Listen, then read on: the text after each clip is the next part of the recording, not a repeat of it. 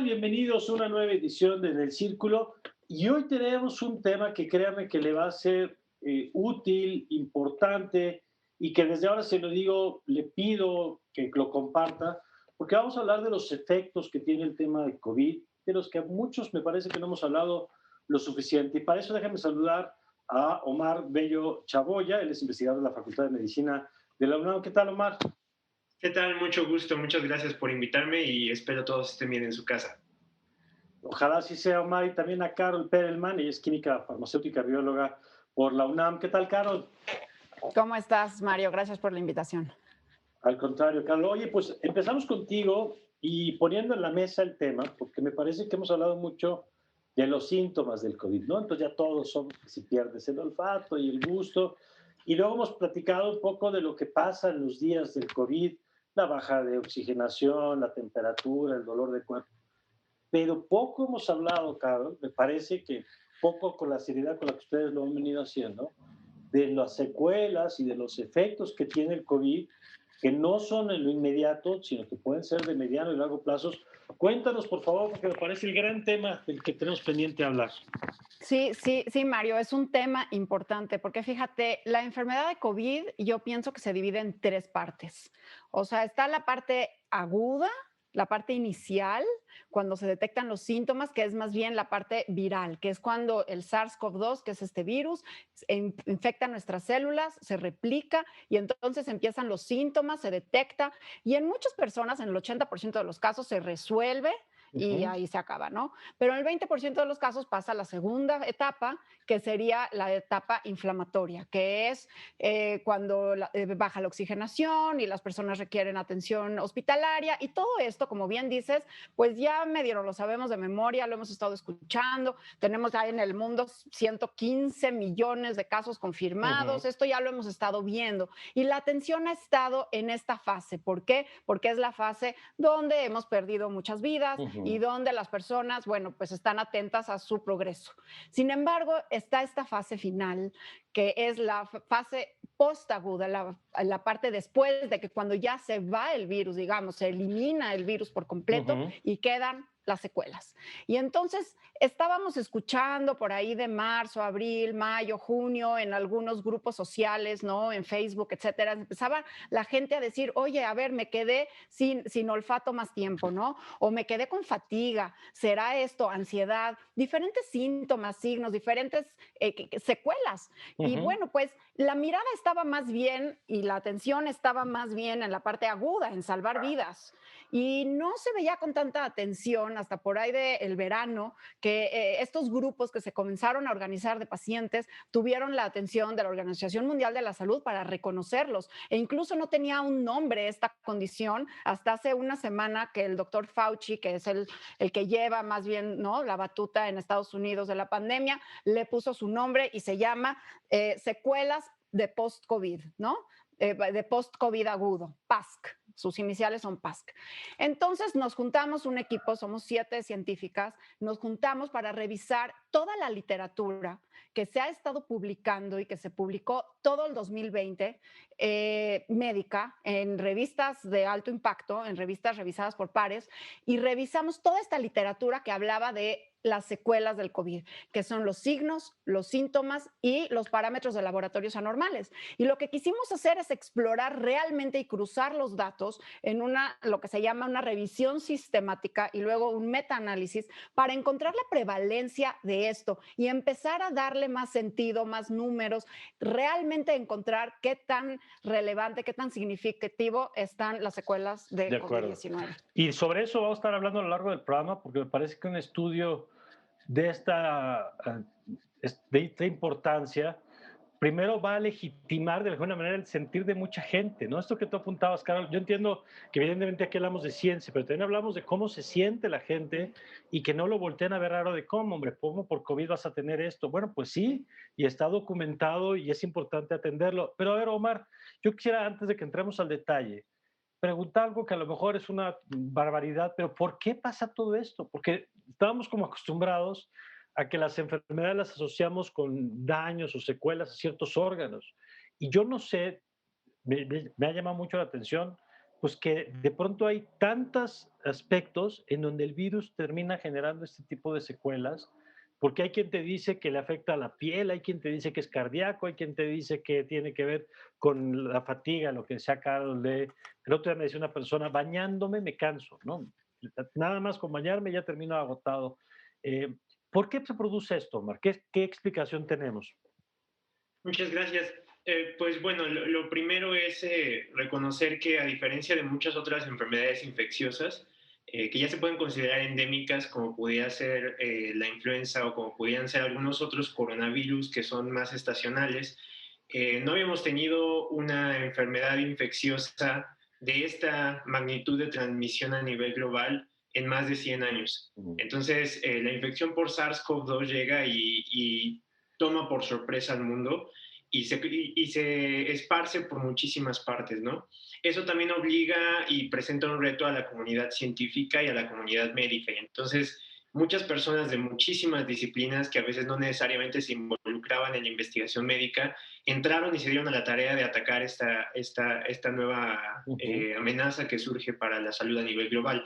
Entonces, eso ha llevado a que COVID-19 sea una enfermedad infecciosa que se ha caracterizado desde muchísimos puntos de vista. Y de ahí viene también, pues, que se han identificado cosas que a veces se tardó muchísimo más en identificar para otras enfermedades infecciosas. Eh, Cabe destacar que los síndromes que se dan después de una enfermedad aguda de este tipo no son nuevos, no es algo exclusivo del COVID. De hecho, las personas que a veces pasan mucho tiempo en terapia intensiva, están intubadas, que requieren de un manejo muchísimo más invasivo, tienen un síndrome que se llama síndrome post-unidad de cuidados intensivos, post-UCI, en la cual, pues de una vez que son dados de alta, requieren de una rehabilitación de muchísimo tiempo. Requieren rehabilitación pulmonar, requieren rehabilitación musculoesquelética, requieren varios cambios, ¿no?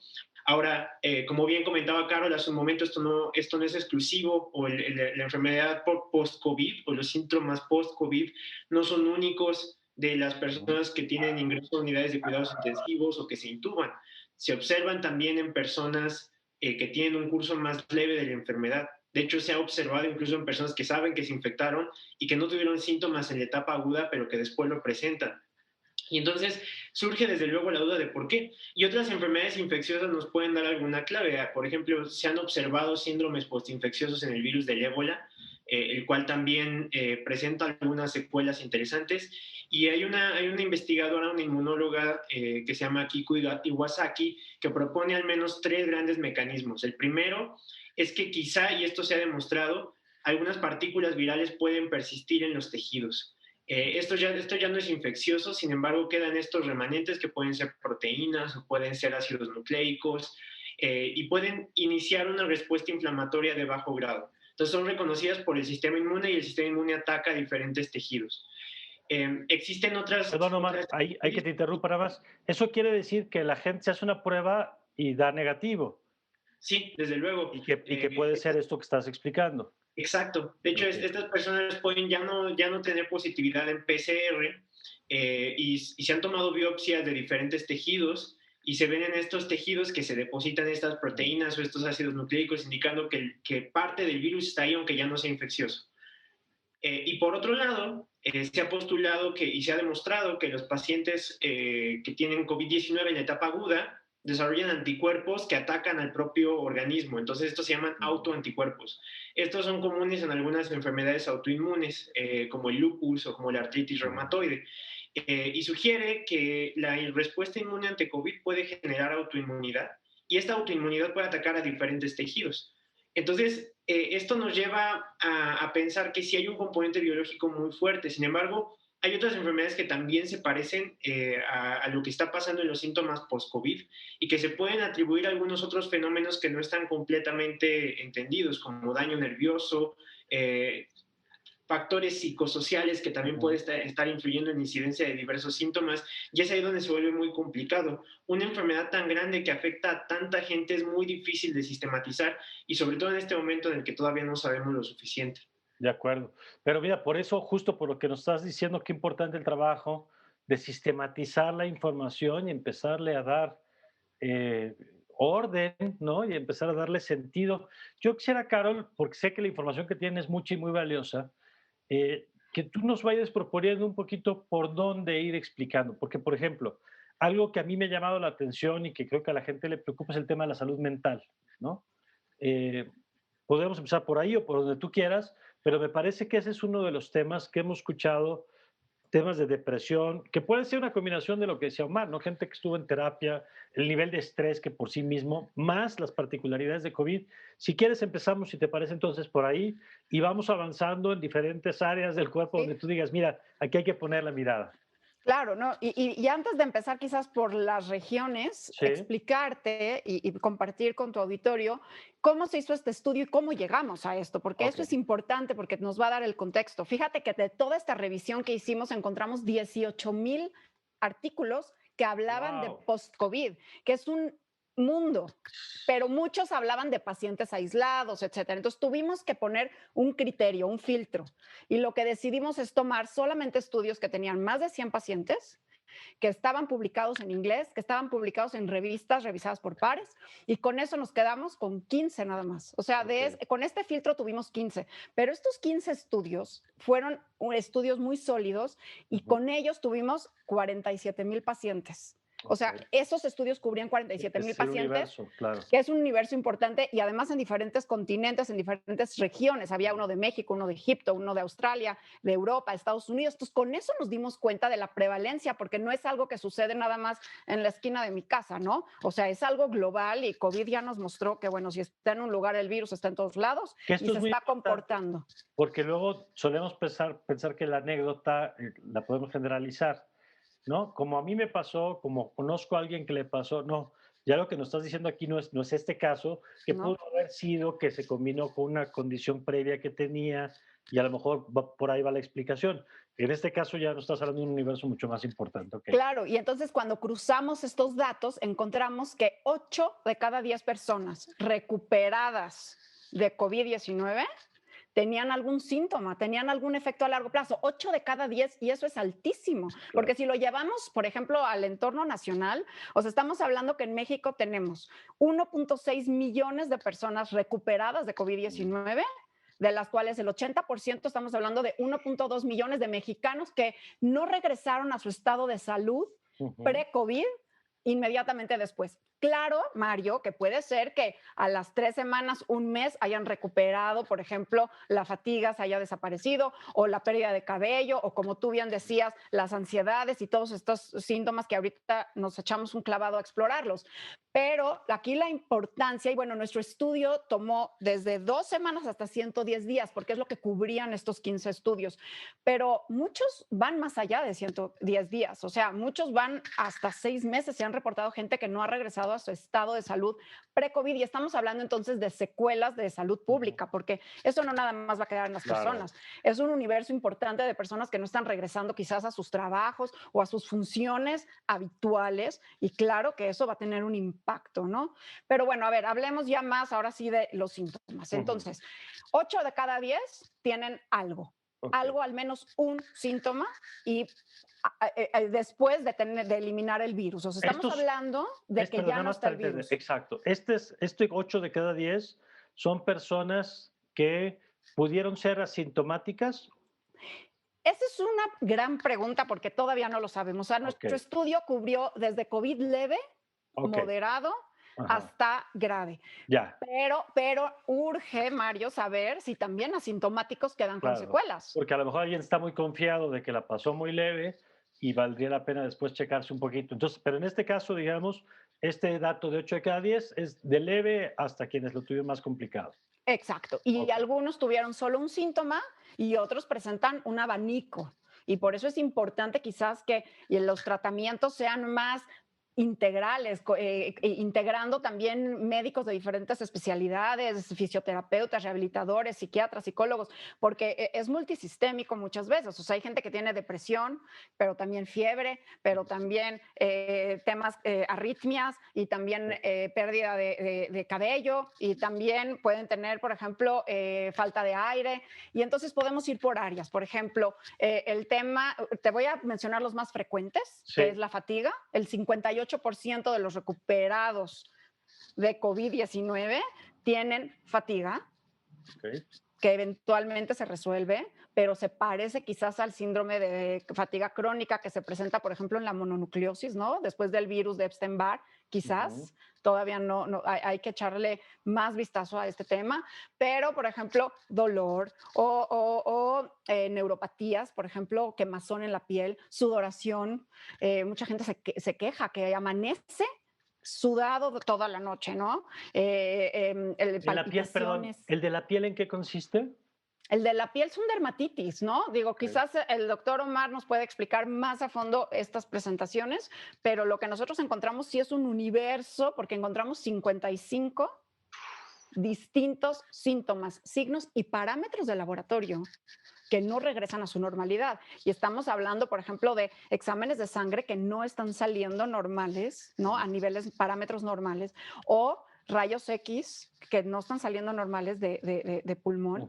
Y entonces, bueno, por ejemplo, algunos se quejan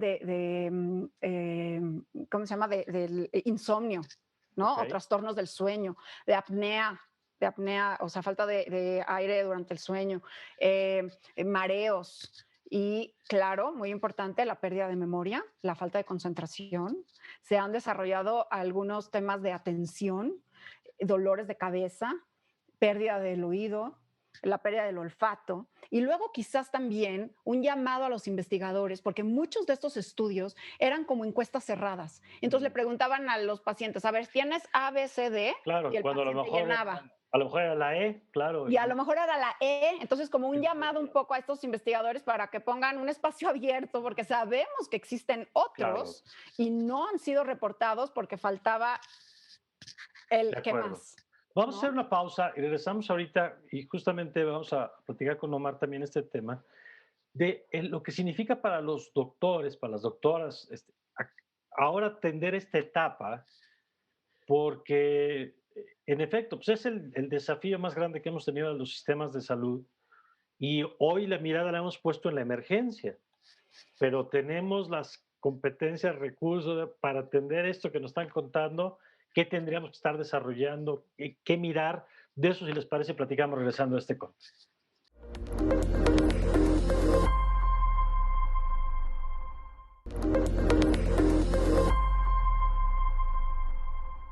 Bueno, estamos de vuelta y a ver, doctor, lo decía ahorita Carol, primero, ¿qué hace un especialista de la salud en un escenario como estos?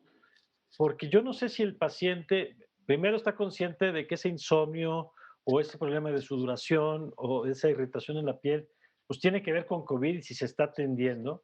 Si yo imagino que es un reto fundamental, porque además rompe la idea de que tengo algo y sé que voy a un doctor especialista en esto, porque lo que ustedes nos están diciendo aquí es que esto requiere enfoques mucho más integrales que simplemente ir con el especialista en piel, pues que ahora resulta que el dermatólogo también tiene que tener claridad sobre temas de COVID y el psiquiatra tiene que tener temas de COVID y todos, porque si no, no vamos a tener un diagnóstico claro de lo que está enfrentando, ¿no? Claro, bueno, lo primero y lo más interesante sobre esta nueva entidad que se está describiendo es que fue una entidad que fue impulsada, o al menos su reconocimiento fue impulsado por pacientes. Esto rompe con muchas enfermedades donde evidentemente está el prototipo de los médicos investigadores, que identifican signos y síntomas y los agrupan en una nueva enfermedad. Aquí fue un grupo de investigadores, pero no necesariamente médicos, sino investigadores de diferentes áreas de ciencias sociales, que se reunieron con pacientes y que empezaron a impulsar la idea. Y entonces se crea este término en inglés que se llama long COVID, que es el COVID largo, ¿no? Que eran personas que ya supuestamente se les había dicho que se habían recuperado de la etapa aguda de COVID, pero que persistían con síntomas, que ellos sentían cambios en su calidad de vida, sentían que ya no podían hacer igual ejercicio, sentían que ya no podían dormir, sentían cambios en el estado de ánimo. Y cuando se les preguntaba por qué, lo que todos tenían en común es que les había dado una prueba positiva para COVID-19 o habían estado en contacto con alguien con COVID. Entonces, esto lo identifican los pacientes. Entonces, lo primero y más importante como profesionales de la salud que tenemos que entender es que, bueno, si a nosotros no nos ha dado COVID y no nos ha dado la enfermedad, no tenemos las secuelas, es muy difícil conceptualizar la idea que están viviendo los pacientes. Entonces, lo primero es, si el paciente se sabe con un antecedente de COVID, muy relevante que los profesionales de la salud sepan que esa persona puede ser susceptible de tener secuelas. De acuerdo. Que estas secuelas se pueden presentar y que no son producto de la imaginación del paciente, porque también por la falta de información muchas veces al paciente se le decía, pero pues ya no eres contagioso, ya no tienes COVID, ya no tienes ninguna razón para que Claro. tú estés teniendo estos síntomas, ¿no? A lo mejor es tu imaginación, o a lo mejor es tu depresión, o a lo mejor todo está en tu cabeza. Independientemente de que hubiera una fisiopatología, un componente psiquiátrico en los Sí. síntomas del COVID persistente, eso no significa que los pacientes no lo sientan. Al contrario, afecta su calidad de vida. De hecho, muchos de ellos no pueden regresar a trabajar. Entonces, lo primero, cualquier profesional de la salud, independientemente de su especialidad, que debe de reconocer es que si el paciente está diciendo algo, hay que tomarlo en serio. De acuerdo. Lo segundo es que todos los pacientes que se contagien por COVID sepan que son susceptibles a sufrir secuelas y que si identifican que algún síntoma está presente y que este síntoma está afectando significativamente su calidad de vida, que de inmediato acudan con un médico. Y que si notan resistencia del personal de la salud, porque bueno, estamos en un escenario pandémico, ahorita muchas veces se ha tenido que tomar la decisión desafortunadamente de atender a un caso muy crítico de COVID o incluso atender a una persona que se descompensa por Sí, y diabetes. dejar de lado estos casos, claro. Claro, entonces pues va a ser un reto impresionante para el sistema de salud y desafortunadamente es muy bueno que ustedes le estén dando este foro y esta atención porque desafortunadamente en la agenda pública no necesariamente está presente. De hecho, apenas se ha logrado en algunos países como el Reino Unido, de hecho mencionó ahorita Anthony Fauci también en Estados Unidos, que se empiece a reconocer que esto existe. Entonces, una semana de que se da una definición formal de una enfermedad después de que pasa un año y muchísimos pacientes con meses y meses diciendo que lo tienen. Y pues bueno, aquí todavía no hay un plan. La realidad es que no hay un plan de qué se va a hacer después. Porque, ok, se inicia la identificación de esto, se caracteriza, la investigación aún no logra sistematizar esto. El gran esfuerzo que hizo el grupo de la doctora Sandra, de la doctora Carol para tratar de sistematizar esto, pues fue fantástico, porque justamente es algo que se necesita. ¿Cómo podemos hacer investigación para mejorar esto y para empezar a tratarlo? Porque la realidad es que hoy en día todo lo que proponemos es más bien especulativo, son mecanismos que conocemos de otras enfermedades que pudieran ser similares, no que no tenga plausibilidad biológica, pero que da mucha complejidad. Y entonces, ¿cómo le decimos al sistema de salud? Esto va a seguir pasando. Tenemos 1.2 millones de personas que pudieran tener COVID persistente o estos síntomas y estas secuelas. ¿Cómo vamos a atenderlos? ¿Cómo vamos a hacerlo?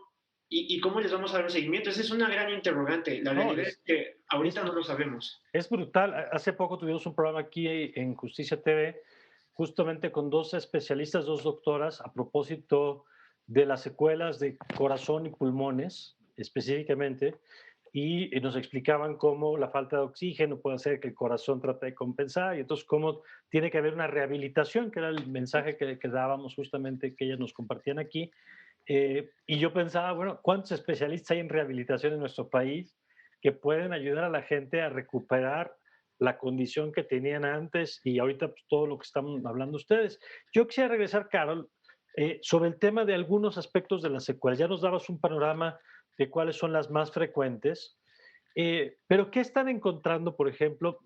No sé si quieras detenerte otra vez tantito lo de la salud mental, porque ese me parece que de todos los aspectos de la salud, luego es el que más dejamos de lado, el que más ninguneamos, el que más cometemos este error, como decía Omar, de échale ganas, hombre, como si fuera cuestión de voluntad nada más y no de un acompañamiento, un tratamiento de profesionales que te permita recuperar pues, el ánimo y la fuerza para recuperar tu vida, ¿no? Entonces, ¿qué están identificando en ese campo y qué tan frecuente está siendo ese como tema reportado y como tema estudiado, Carol? Mario, muy importante, porque la salud mental también es salud. Claro. Y además con la pandemia, los encierros, no necesariamente con un COVID, Así estamos es. teniendo consecuencias en la salud mental, ¿no? Los niños en casa un año, pérdidas de empleo, la angustia, la misma angustia de nada más sentirse mal y qué me va a pasar, todo eso lleva a un cuadro, violencia intrafamiliar, en fin, estamos viendo mucho en tema de salud mental. Y creo que lo más importante, y retomo algo de lo que decía Omar, es el reconocimiento.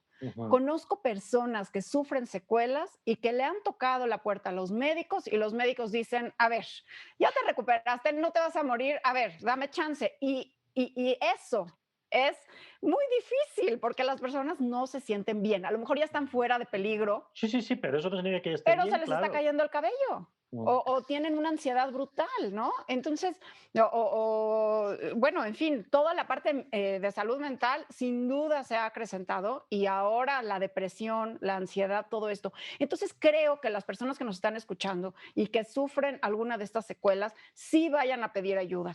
Por un lado, por ejemplo, en la parte de salud mental, psiquiatras, psicólogos capacitados, sin duda.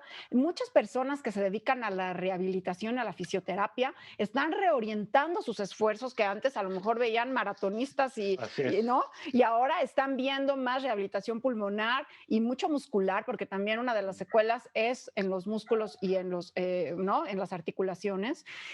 Muy importante, por ejemplo, seguramente algunos de las personas que nos escuchan de tu auditorio han perdido el olfato y entonces, bueno, pues qué especialista te ayuda Ujú. con el olfato, ¿no? Sí. Entonces, bueno, se está diciendo, hay que hacer ejercicios concentrándose en pensar, por ejemplo, si estoy oliendo una naranja, pensar en la naranja para tratar de reeducar, rehabilitar estas neuronas a que recuperen esta sensibilidad, esta sensación, porque finalmente son las terminaciones nerviosas, ¿no? Que seguramente, porque todavía son hipótesis.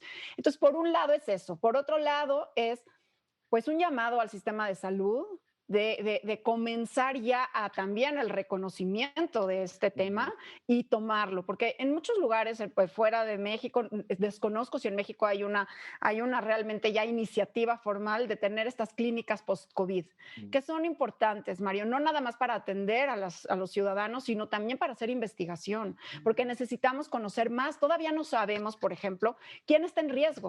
O sea, sabemos que las comorbilidades, que ya no sabemos de memoria, la hipertensión, diabetes, etcétera, pueden generarte, tienen mayor riesgo de tener COVID grave, pero no sabemos qué predisposición tienen las personas para COVID tener largo. secuelas, COVID largo.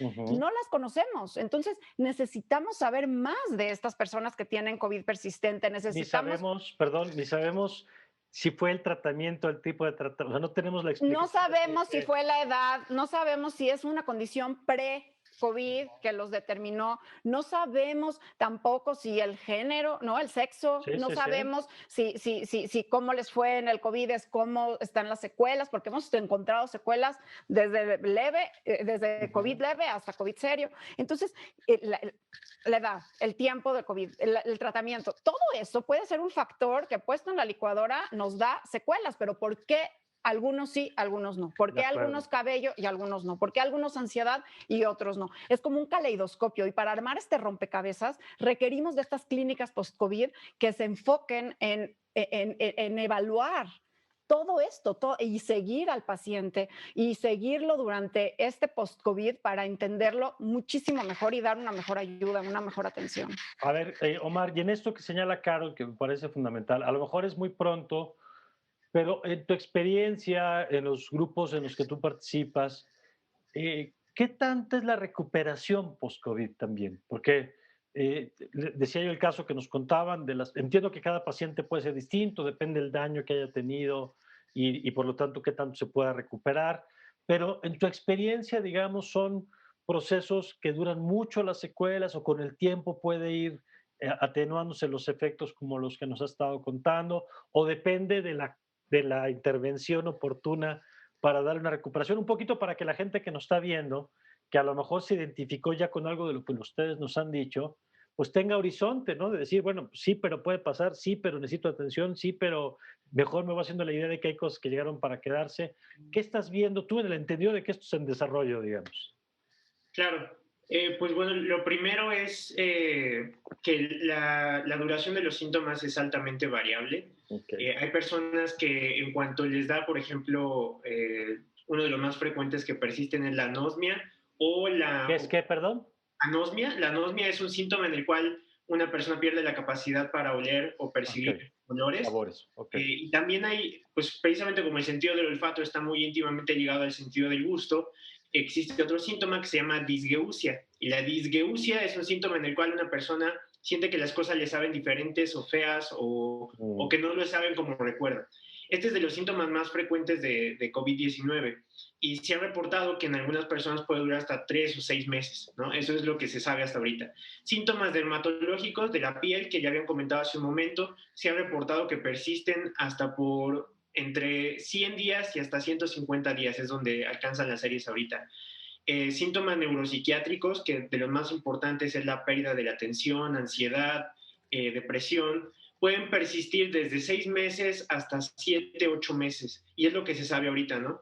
Los casos más graves, por ejemplo, una vez que los dan de alta del hospital, aproximadamente 1 de cada 8, 1 de cada 10 reingresan al hospital en menos de 6 meses. Esto se puede deber a varias razones. Generalmente quedan muy mal, su función pulmonar no queda como debería de quedar, o tienen alteraciones en la función muscular, y de hecho se ha demostrado que tienen alteraciones metabólicas.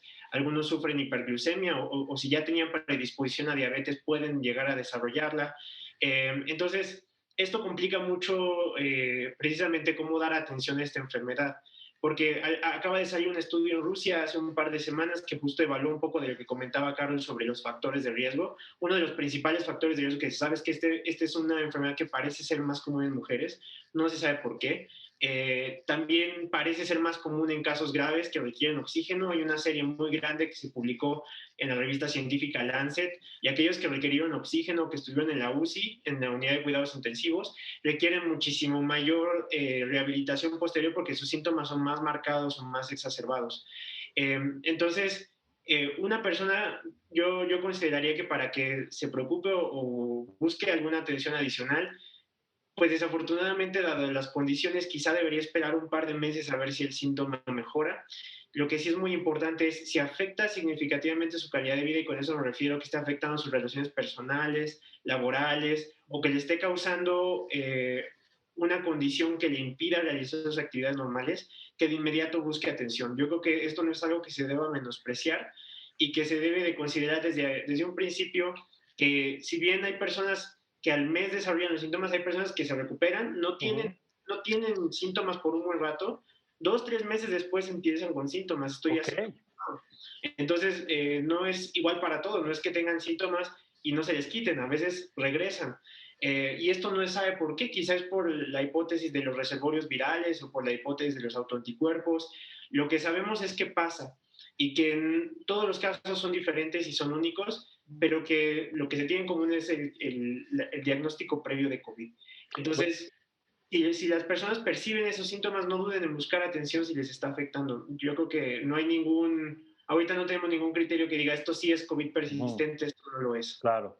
Sí, porque puede ser otra cosa que de todo modo se manifestó después, no necesariamente Ya. vinculado. En el siguiente segmento vamos a platicar más de cómo identificar y recomendaciones, pero Carol, yo quisiera nada más cerrar con una idea ahorita que planteaban. La importancia de que no solo la comunidad médica responda bien a esto que ustedes están diciendo, que además yo sé que lo hacen, que están hasta acá la comunidad médica de dar respuesta a todo esto. Las familias, Carol, las parejas, los hijos, los padres, es decir, ¿qué importancia tiene lo que estás diciendo ahora, lo que están diciendo Omar y tú, para que entendamos y podamos acompañar a la persona que 3 meses después de haber tenido COVID nos dice o lo percibimos más distraído o lo percibimos, como dices, preocupados por el tema de la piel o el tema del cabello, y que a lo mejor no, como no sabemos, pues no somos ni empáticos para entender lo que está viviendo, ¿no? Entonces, la necesidad de socializar como nunca la información de la que estamos hablando. Sin duda, muy importante, por eso recalcar el reconocimiento de esto que existe. Fíjate que hay personas que desarrollan, por ejemplo, el desorden de obsesivo compulsivo después de ¿Ok? COVID, ¿ok? O estrés postraumático. Muy, muy común la depresión, la ansiedad, y eso es real.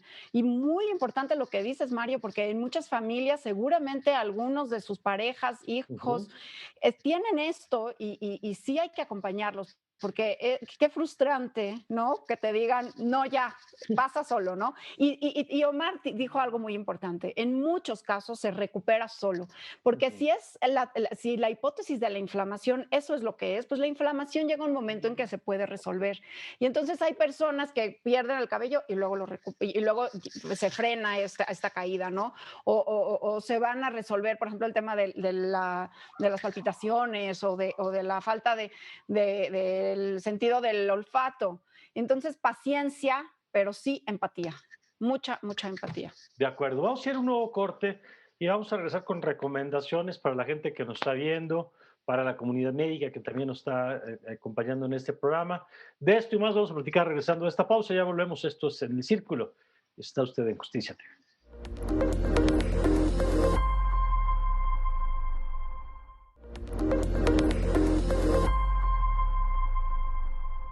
Estamos de vuelta.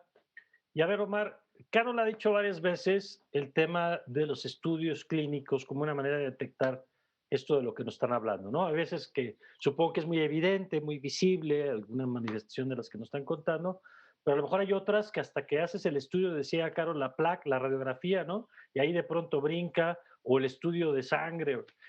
¿Tú recomendarías, Omar, para las personas que ya tuvieron COVID, que se atiendan preventivamente, que se hagan estudios, porque justamente yo creo que la mayoría pues están con el foco puesto en tengo o no tengo, ¿no?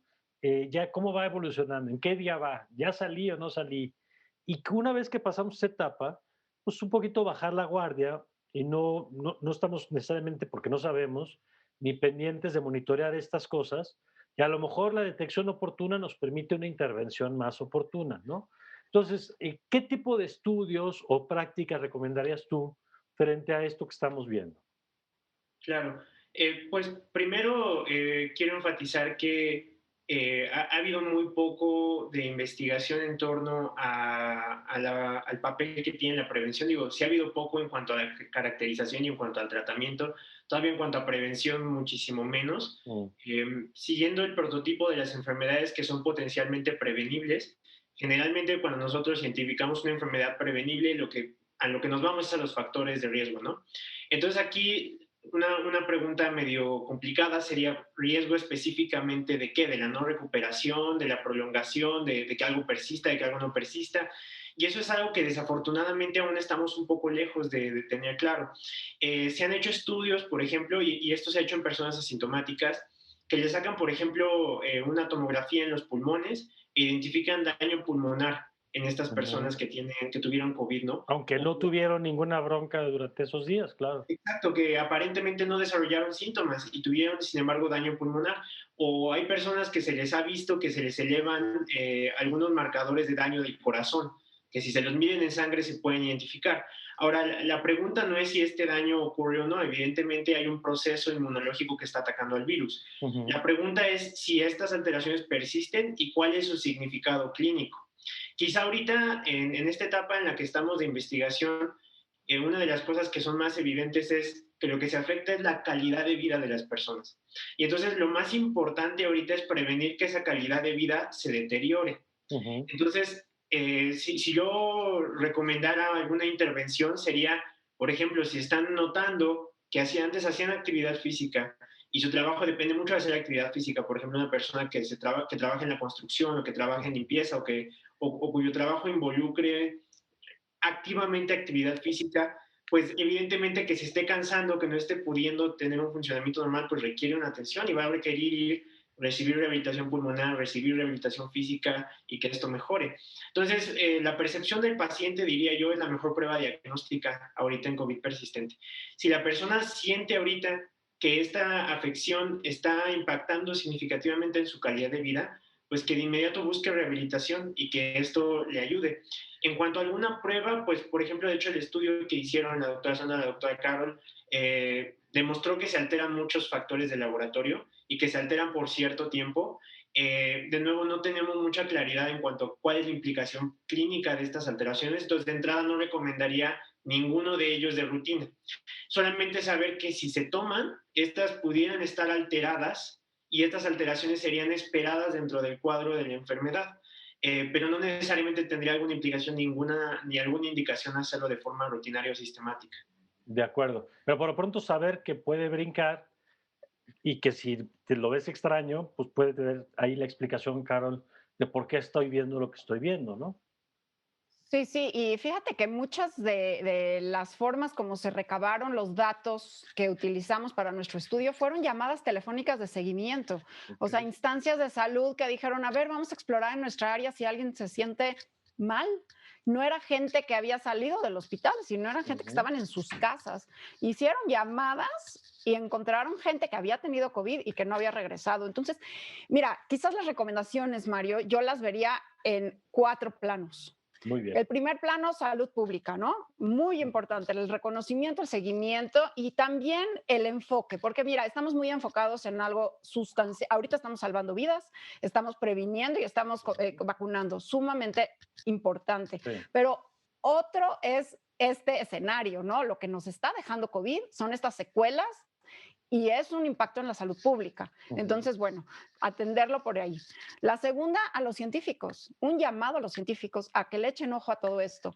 Y echen ojos quiere decir encontrar estos factores de riesgo Sí. para poder entender que si mujeres, que si hombres, que si el COVID por grave o que porque antes tenían en la infancia, no sé, o sea, qué factores son los que determinan qué. Y Ujú. poder armar este rompecabezas, porque la prevalencia que te doy hoy de 8 de cada 10 es así como una pincelada gruesa. Claro. Necesitamos el pincel fino para entender mucho mejor todo esto.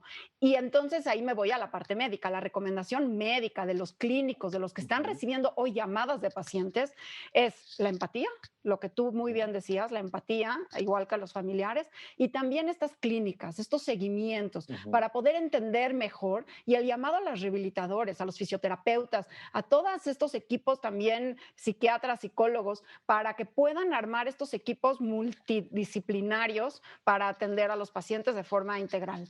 Y finalmente a los pacientes, Ujú. no nada más a los que tienen secuelas, sino a los que todavía no tienen COVID y no queremos que tengan COVID, porque COVID-19 es una enfermedad que se puede prevenir. Sabemos que el cubrebocas, que la distancia, que ya parecemos disco rayado, pero es que sí funcionan. Los espacios Entonces, ventilados. hacer un llamado a prevenir, ¿mandé? Los espacios ventilados, ¿no? Los espacios ventilados, lo que ya conocemos que Ujú. previene y baja los riesgos de contagios, entonces aplicarlos, porque eso seguro previene tener COVID largo. O sea, no quieres tener secuelas, Sí, no tengas claro, COVID.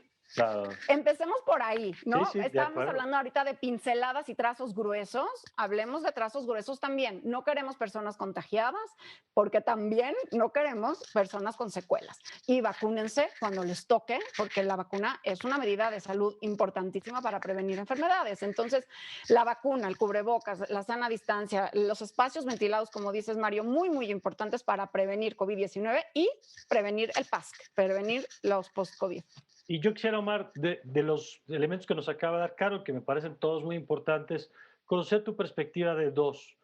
Uno, el asunto de, a ver, quiero empezar por el de la comunidad científica, porque lo hemos escuchado, y aquí lo hemos dicho, y se ha escuchado en otros lados, que el país no debería salir igual después de esta pandemia que antes de la pandemia en varios temas. En el tema, por ejemplo, del piso social, para que quienes han perdido el ingreso pues tengan un piso y no caigan en pobreza, como ha venido ocurriendo estos meses. Que nuestro sistema de salud pues esté robusto y tenga con qué responder en condiciones normales y en condiciones extraordinarias como esta. Pero yo quisiera detenerme, Omar, en el tercero, el de la ciencia en el país. Porque si algo nos ha recordado esta pandemia es que necesitamos invertir en nuestros científicas, en los científicos, porque si no, no tenemos con qué defendernos, ¿no? No tenemos ni diagnósticos, no tenemos ni vacunas, no tenemos estudios propios, y o sea, si no invertimos en la ciencia, pues estamos condenados, lo estamos viendo, a la dependencia en varios sentidos, pues, ¿no? Esa soberanía que tanto me gusta de pronto me parece mucho más importante en eso que en otros campos que, como el petróleo y otros. Pero a ver, Omar, yo quisiera conocer tu perspectiva. ¿Qué tendría que hacer la comunidad científica? ¿Qué tendría que hacer el país en materia de política de ciencia, dado lo que estamos enfrentando en ese momento? Muchas gracias. Pues lo primero, y yo creo que es una pregunta muy importante y muy pertinente a raíz de que también se están dando muchas reformas dentro del campo de la ciencia y la tecnología en este momento. Una de las cosas más importantes y que se ha venido reconociendo cada vez más en la ciencia y que ahorita lo mencionamos en la parte médica, pero también es importante en la ciencia, los abordajes multidisciplinarios son cruciales. Si algo ayudó a que se evolucionara tan rápido en el conocimiento, que se diera evidencia sobre el cubrebocas, que se diera evidencia sobre la sana distancia, sobre dónde cerrar, cuándo cerrar, cómo hacer, fue porque se hizo un abordaje multidisciplinario. Entonces, se debe incentivar la ciencia, que le llaman ahorita en CONACYT de frontera, pero de manera genuina, tratar de apoyar proyectos que sean multidisciplinarios y que se aborden desde diferentes perspectivas. Se debe de apoyar, bueno, a lo mejor esto me afecta muy personalmente, pero se debe apoyar a la ciencia joven, a los investigadores jóvenes, muchos de los cuales hemos aportado en diferentes ámbitos desde nuestras trincheras, ya sea con análisis de bases de datos, con seguimientos de pacientes, tratando de responder desde la forma en que se pueda a la ciencia. Que se trate de invertir también en el desarrollo de tecnología, en trasladar la ciencia que se está generando desde el punto de vista epidemiológico, desde el punto de vista básico, hacia la clínica. Eso es lo que ha llevado a los avances más importantes. Uno de los estudios con una de las intervenciones más simples que ha disminuido la mortalidad en el COVID grave es el uso de dexametasona, ¿no? Y eso se sacó de un estudio en el Reino Unido, un estudio que se armó con tiempo, con abordajes de muchísimos actores políticos, actores científicos, actores médicos, y en menos de un año ya se tenía un ensayo clínico cuando antes en otras enfermedades nos hemos tardado años en desarrollarlo. Entonces, cuando existe voluntad política, cuando existe voluntad científica y cuando existe un objetivo muy claro para la investigación, entonces se puede resolver. Entonces, quizá la lección más importante que la comunidad científica se lleva de la pandemia es, uno, la importancia de la ciencia para todos los rubros, como cuando las decisiones se basan en ciencia son decisiones mucho más claras, decisiones mucho más objetivas, con resultados más medibles y cuantificables.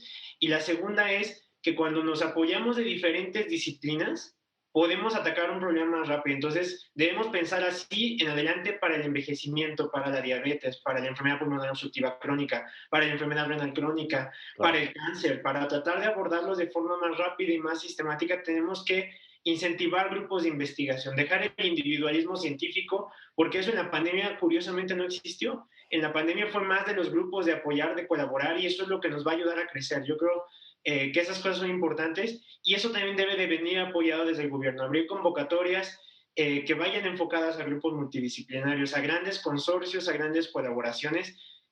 Tenemos a tantas personas que están ávidas de contribuir a la investigación desde el punto de vista de los pacientes, desde el punto de vista de los voluntarios, y a veces lo que nos falta es esa capacidad de integrarlos, ese recurso para poder integrarlos y para poder ejecutarlos, y desde luego alguien que ayude a trasladarlos a política pública y que ayude a trasladarlos a la cama del paciente, porque si no, si solo se queda en los artículos, pues no trasciende. De acuerdo. Y este tema que hoy nos han traído, pues es un gran ejemplo de cómo se vincula la ciencia en la estadística, el estudio, ¿verdad?, con la vida cotidiana de las personas con COVID. O sea, el hilo ahí es clarito de por qué la ciencia tiene efectos en la vida cotidiana de la gente. Y Carol, yo quisiera tu perspectiva, y reconociendo además el trabajo que han venido haciendo, que justamente está usando el trabajo desarrollado por científicas mexicanas en este campo, ¿no?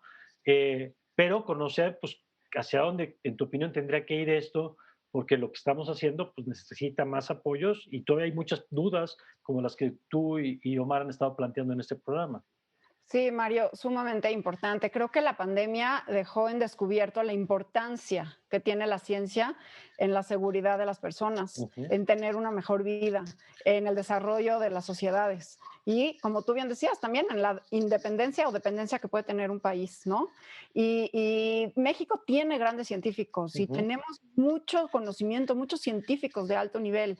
El problema es de que está medio desarticulado todo, ¿no? Y lo que hablaba Omar de esta transferencia de conocimiento es fundamental y darle la libertad a los científicos de explorar con su creatividad los campos que ellos sugieren que son importantes de explorar. Es importantísimo apoyar la ciencia básica porque no sabemos, mira, ahora la vacuna de mRNA que tenemos de Pfizer y de Moderna tan extraordinarias que están viendo también, surgieron de una idea de una investigadora hace 30 años que nadie creía en ella porque le decían, bueno, ¿para qué te va a servir esta investigación? Y mira que ahora estamos salvando vidas, ¿no? Entonces, apoyar la creatividad científica es sumamente importante.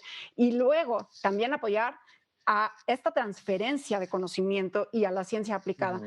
Sabes, nos estamos dando cuenta también de cómo las personas hoy en México están valorizando la ciencia distinto, están viendo esta importancia, no nada más de la divulgación de ciencia, que son estas personas Sí, que nos hemos dedicado a comunicar con evidencia científica lo que sucede para darles mejores herramientas para llevar su vida, sino además van dándose cuenta y revalorizando quizás el papel que claro. juega la ciencia. La ciencia nos está resolviendo la pandemia, es la verdad.